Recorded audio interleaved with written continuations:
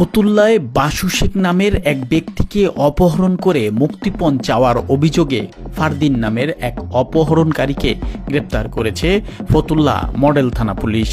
গ্রেপ্তারকৃত ফারদিন পাগলা নয়মাটি এলাকার মৃত হাজী নজরুল ইসলামের ছেলে। একই সঙ্গে বাসুর স্ত্রীর দায়ের করা অভিযোগের ভিত্তিতে 12 ঘন্টার মধ্যেই অপহৃত বাসুকেও উদ্ধার করে পুলিশ।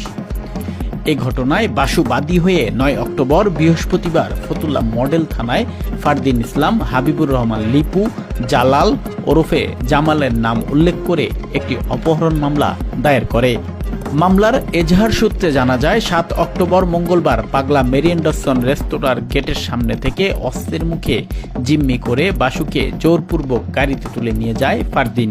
পরে নুরবাগের ক্যানেলপাড় এলাকায় ফারদিনের গ্যারেজে নিয়ে আটকে রেখে তাকে নির্যাতন করে অভিযুক্তরা। এ সময় বাসুর কাছে মুক্তিপণ বাবদ 8.5 লাখ টাকা দাবি করে অভিযুক্তরা।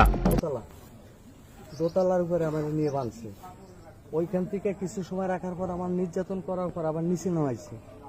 তারপরে যখন দিন হয়ে গেছে তখন আমার ও যে বাসের পাশে নিয়ে তিরপল দিয়ে ডাইভে রাখছে, বাইন্দে হাত পাও বাইন্দে, ঠিক আছে, পারা কোনো অপশন নাই, আমার মুখ বাইন্দে রাখছে, ঠিক আছে, কোনো সাউন্ড করবি তো গুলি করে ফেলাই দেবো।